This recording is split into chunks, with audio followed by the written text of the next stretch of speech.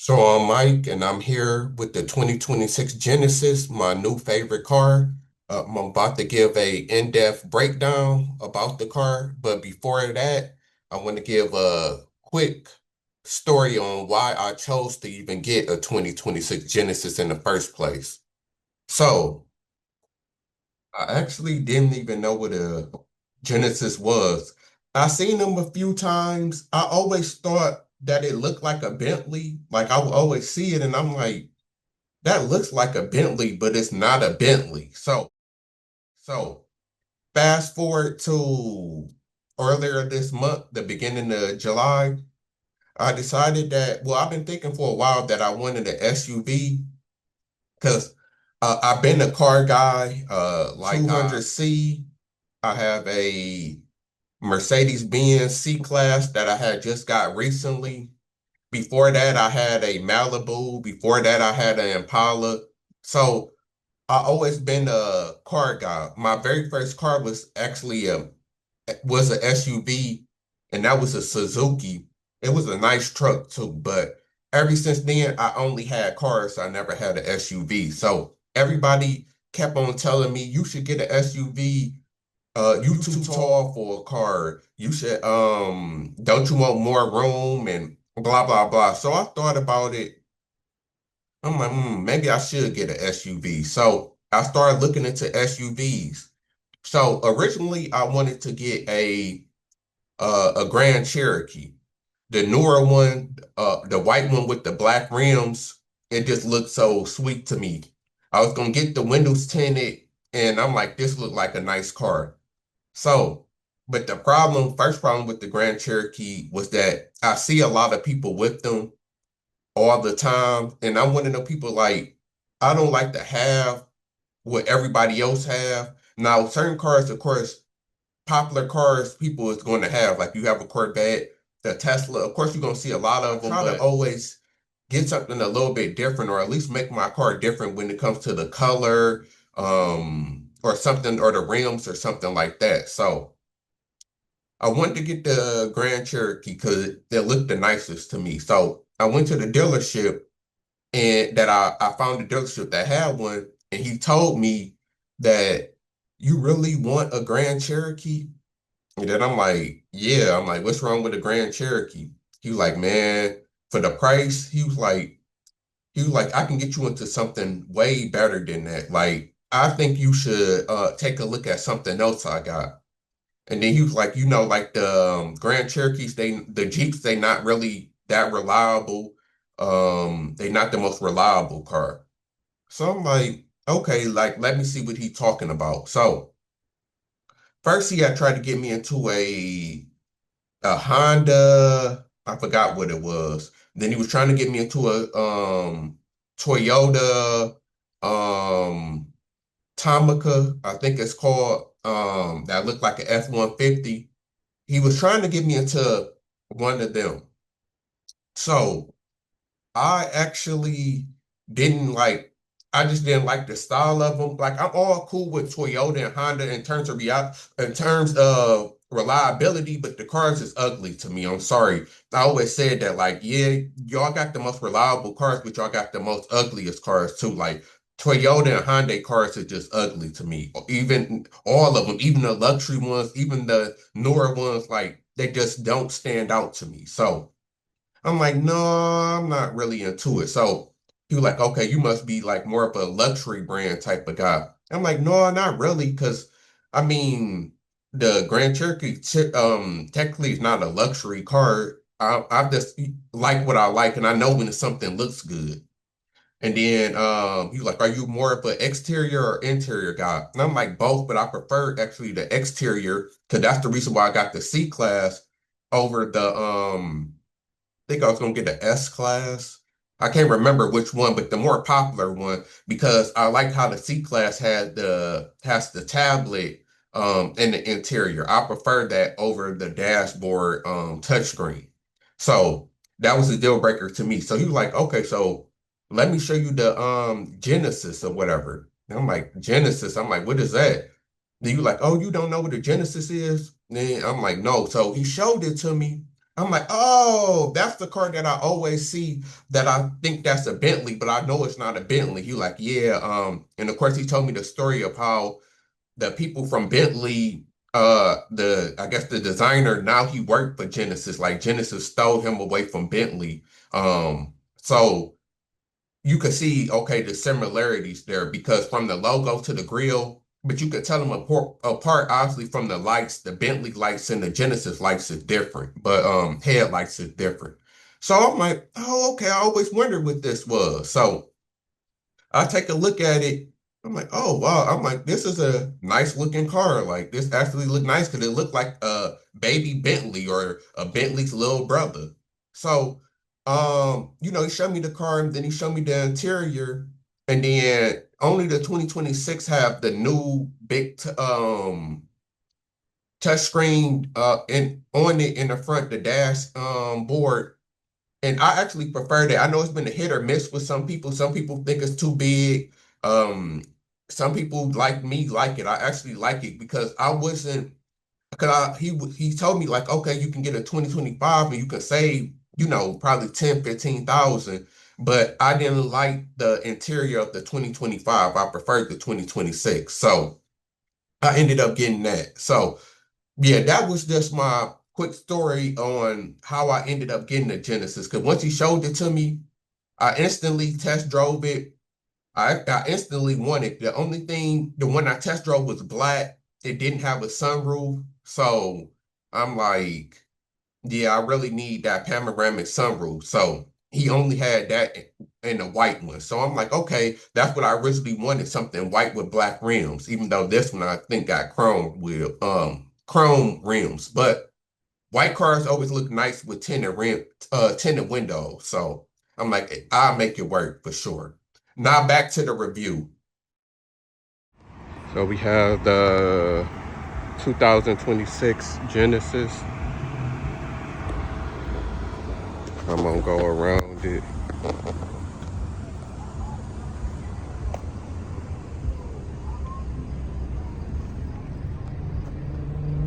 It's the back.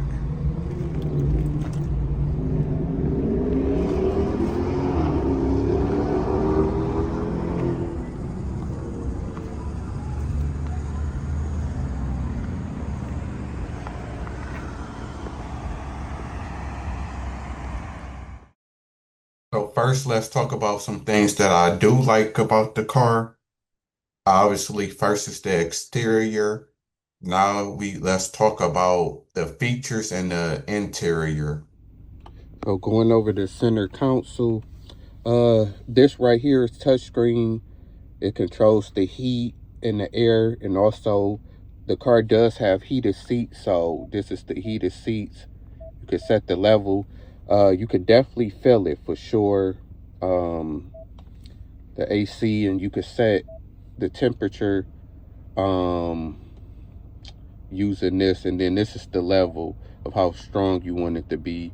You could do it for the front and rear, and then there's also one of these in the back that I'm going to show you because they can adjust the rear temperature on their own. So also this is just another way to access the dashboard. They give you a bunch of different ways that you can use the dashboard. So you can use it the regular touchscreen way. Of course it's touchscreen, or right here you can just press a button and go to maps, navigation, or to radio, media, and then settings, of course. And then this is to change the song, and then this is, I believe, how to save. Oh no, this is my first time ever pressing that button. So I guess I forgot they said that you can have sports teams, like the sports scores and stuff like that, come up. NBA. So yeah, you can have your NBA team come up here. And then I guess news about the team will actually come up.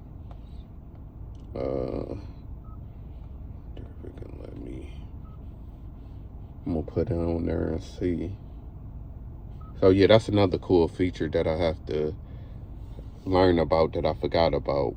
What else? Okay, then you also have, so another way, so it's touchscreen. You can use this, and then you have this mouse, which is a cool feature that basically you use it and then press down, and you can do it that way. So like when you driving, it's helpful for when you driving, you don't want to reach and be trying to touch the screen. You can just have one hand on the wheel and then your right hand on the mouse to kind of navigate and go where you want to go. To change the song or navigation. What's cool, of course, it has Apple CarPlay. So Apple CarPlay, it has Siri. So that's one of the cool features about most newer cars have this feature. But for somebody that, I know the C-Class have it, but I was driving a 2015 Chrysler 200, which I'm also going to review, that of course didn't have that feature. So it's one of the better features, because while you drive, you could just say, Siri, play a certain song, or Siri, take me to this address, the same that you can do on your iPhone. So it's a real cool feature that it has. Now, but the mouse, I seen another person who did a review on the G70, GV70, said that it's kind of confusing. Like this can get can get confused with this, but we know this is how you put the car in brake, park, in neutral. So it's cool when you want to put it in park, you just press the button, you move it, put your feet on the brakes and move this to put it in reverse or drive. So sometimes when you're driving, you do make a mistake and grab this instead of the mouse. That can be confusing, but just like he said, the car will never, if it's in drive, this is never going to switch out. Like they set it up to where they know that people might make a mistake and reach for this when they're trying to reach for this. So it's not too much of a big deal for real, because it really don't affect nothing. But I have found myself accidentally grabbing this thinking that it was the mouse. Also, you have right here, this is just your backup parking. So you just press that button and you could turn on your rear view camera at any time. It's not just when it's in reverse. What else? Oh, this is how you change the drive most, because you know the car has eco, my own, so you can customize it. It'll kind of customize to how you driving after you done drove for a while. It'll save the like which preferred for you. Then it got sport, of course, comfort, and eco. So you know, if you don't know, eco is just this will save you the most gas. Comfort is kind of the, how can you put it, like the safest way to drive. Like it lets you drive comfortably, like braking and steering and everything like that. It's not too crazy, like which is sport, that gives you full control. The car accelerates faster. You can steer more easier. So that's all of the features. I usually leave it in comfort. I put it in sport, like if I'm on a freeway or something and I'm trying to have fun. I do use eco too, because this definitely can take some gas, which is one of my few complaints about the car, which I'm gonna get into. But you can push this down, so the car has 3 modes: snow, mud, and sand. So it's helpful. Like I am in Michigan, so of course in Michigan we get a lot of snow. So I'm interested to see how that's gonna work in the snow, because I haven't, of course, got to try it yet, because it's summertime now. And then in the mud, and then in the sand. So I don't know if I'm ever going to encounter or need to use that. But yeah, but it's also cool that you can see, you can actually change this dashboard to a couple different options. But I have it on this one because it actually shows the car. As you can see, that's your car. So when you driving, you can see the car driving along. It lights up red. Like if someone is close to you or near you, the car will let you know. That's one of course, the cool features. A lot of new cars also have that feature. What else? And I know the biggest feature with the new 2026 Genesis is that they added the new screen, the large screen, and some people like it, some people hate it. I actually like it. It was actually a deal breaker for me because I'm actually a interior type of guy. So when it comes to interior, I care about that just as much as the exterior, if not more. So it's the reason why I also got my C-Class that also has like a tablet in it. That's what really sold me with the car. So the big screen that's kind of connected, it's like they kind of connected, but then they kind of not connected, is what sold me. And then it's a lot of cool features with it. Like now it's in daytime mode, so you can actually put it in the settings and have it to where your dashboard will reflect if it's morning or nighttime. So right now it's in the morning, and then I'm gonna show you how it looks at night. Okay, so I'm gonna actually go to it because it usually changes to dark mode like around 9, even though it's dark now because it's about the storm, but usually it'd be light around this time. So I don't know if it changes by the time or if the sensors can just pick up if it's nighttime or not. But so this is the nighttime mode. So as you see, the screen has turned dark. So this is really a nighttime car to me. That's what I say. Like, this car is the best to drive at nighttime. It just looks so good. Because as you see, you can see the lights way better at nighttime. You really can't see them in the morning or when it's light outside. So it's real nice when you driving at night. It's not even as dark as it's going to get. And then let me try to go back.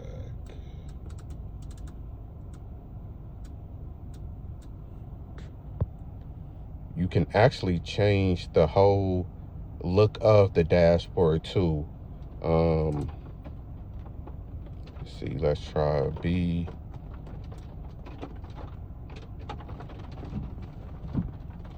That's A. So this is actually another cool feature too, is that the car with this sensors, it automatically, I got it set to auto. So whenever it started raining, the windshield wipers will automatically come on. Sometimes you have to do it yourself because it might not be doing it as much or as fast as you want it to, but it automatically, the sensor automatically picks up when it's raining, so it will start going by itself. Oh, what else was I showing? So I kind of like this. This looked like a lightsaber kind of thing. You also have a 3D setup of the car. So this is a cool feature. You can see the vehicle, and you can kind of customize every part of the vehicle. So this is what I was trying to get to anyway. It's the lights. So that is orange. I already had red. So you see, that's supposed to be violent. So you can even see, even around here, it changes colors. And then the back seat also. So that's a real cool features. I see a lot of newer cars is getting. Let's see, green. Oh, that's green.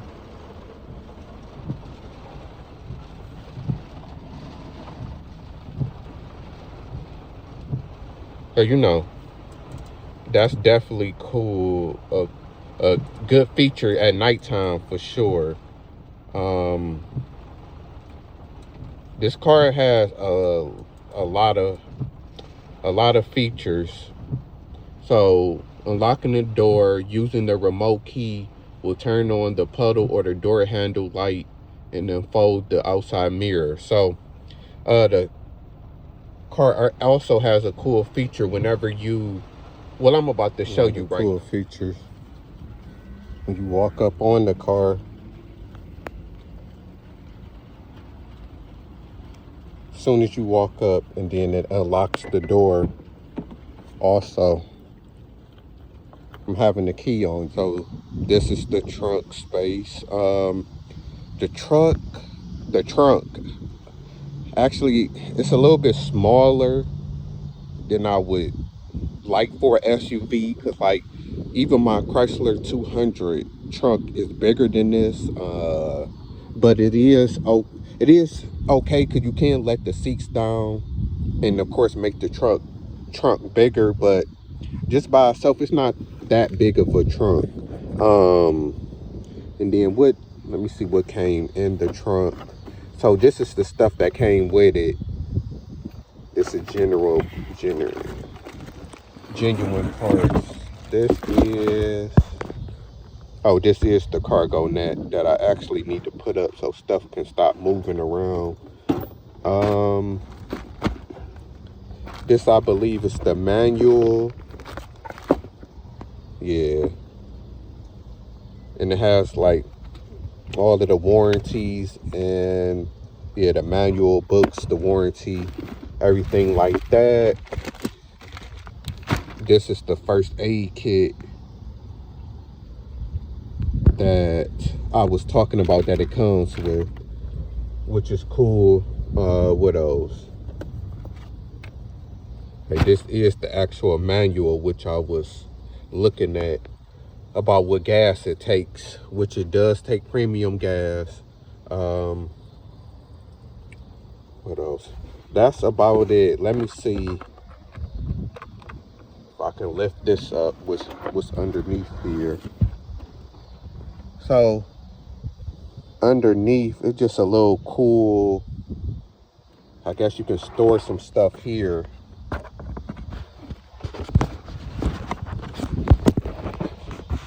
So it actually does have something for you to change the tire. I wonder if there's a spare tire in here.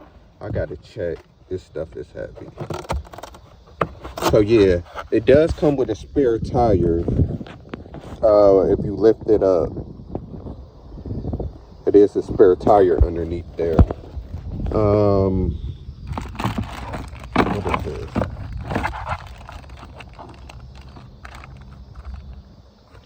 So this is the license plate. I'm not sure if this is for the back or the front.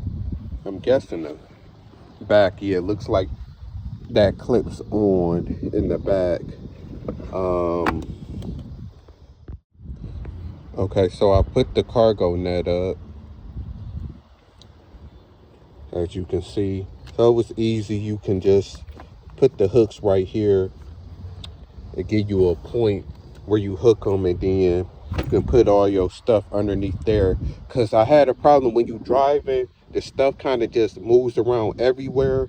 So I was hoping that it had a cargo net to prevent stuff from moving around. Because when you drive and stuff started to go everywhere. So this is actually perfect. Then the trunk do have a cool feature. So it has a button you can press. I believe that's the lock. That closes it and locks the doors. And then this one has a panoramic sunroof. It's something that I had to have with it. The one that I actually test drive didn't have a sunroof, so I told them that was a deal breaker for me. So luckily they had one left that had it. Now I want to talk about some things that I don't like about the SUV. So about the Genesis. So, well, the first thing, like I said before, that I don't like is the fact that it take premium gas. Yes, I know. I know every luxury car takes premium gas, but still, even like the C-Class, It still take more gas than that because obviously the C class is a sedan and then the Genesis is a SUV, so it take even more gas. And yeah, it's a huge difference. If you somebody who always had a vehicle that took regular gas and you make the jump from premium gas, expect for it to you definitely gonna see a difference. I know um it's like a 50 cent difference per gallon, depending on where you at.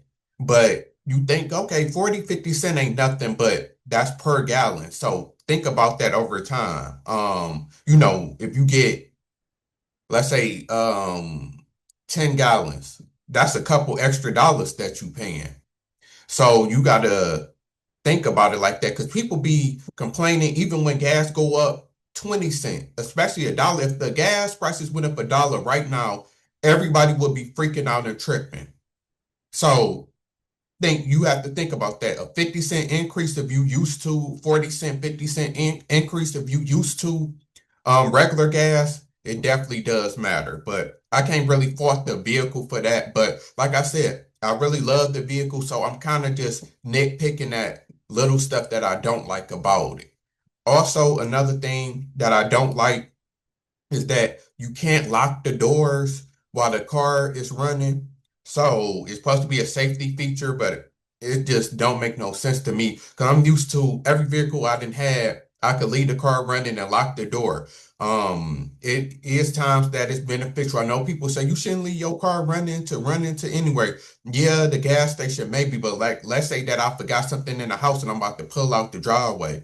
I have to turn the car off and then go in the house and come back and turn the car on. Like that's the time I would rather just leave the car running, go in the house and get what I have to get. So it's kind of just different to me, and I kind of don't like it that you can't lock the doors with the car running. It literally won't let you. So that's one kind of thing that I wasn't used to that I didn't like.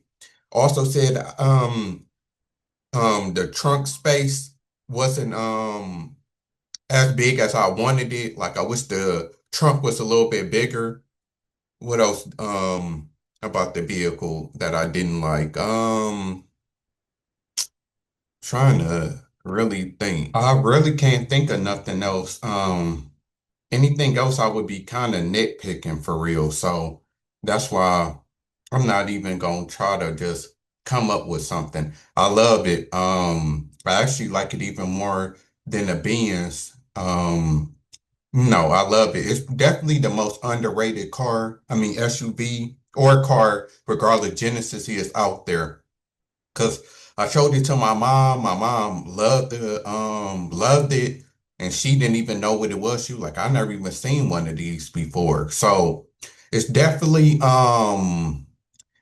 something different and it's definitely perfect for me. Cause like I said, I like to be different. Like with the Grand Cherokee, like I want something nice, but then I don't want something that everybody got that you see all of the time. So this was actually perfect for me. It's the car looks beautiful and it's not the most common SUV out there. You see way more, of course, if you get into like Tahoes or you see a lot of Wranglers, you see a lot of Cadillac, Cadillac XUVs. So this was actually perfect for me because it's different, and that's what I want. I want something that looks nice and look different. Also, if you get it, definitely tint your windows. I mean, it's just me personally. It looks way better with the windows tinted than it did without them tinted. Before the windows was tinted, I seen the potential in it of having the windows tinted, but I didn't really like it as much. With the windows tinted, especially getting the front windshield, I know it's illegal. Who cares? But um, the car looks 5, 10 times better than it did before. So definitely get your windows tinted if you're getting one. And overall, ranking the Genesis. So the things that I do like about it is the features, the technology that I showed. I like the exterior. I like the look of it, especially the front of it, the grill of it. I like what else? Oh, I like the touch screen. I guess that goes into the features with it. I also like driving it. The car is great to drive. It gets it gets it is faster than you think it would be. Um Everything with the car pretty much is good. But that's the thing I like the most about it. The exterior design, the interior design, the features and the technology, some that I went over, well, most of it I went over. What else I like about it? I mean, that's pretty much it. What else is there really to a car? The thing that I don't like about it is the trunk space, the premium gas, of course, and there was one more thing. Oh, and the fact that you can't lock the doors with the car running. So that's my review. Overall, I'll give it like a 9.5 out of 10. Just because, or not, I'll give it a 9 out of 10. I looked at the reviews, it's actually overall ranked at 8.2 out of 10. So uh in my personal opinion, I give it a 9 out of 10. But of course, this is comparing it to what I have driven. And then I'm not giving it 10 out of 10 because of course I haven't driven a Bugatti or a Lamborghini or what else? A Maybach or a Rolls Royce. I'm guessing them would be the 10 out of 10 more than likely when you comparing it versus all cars and SUVs and stuff. So of course, this is like in the Mercedes-Benz, BMW. That's where it gets ranked at, and that's in the class that it's really in. The level above that is the Lamborghinis, the Ferraris, the Maybachs, the Rolls Royces. So I'm just going to assume that them are a 10 out of 10.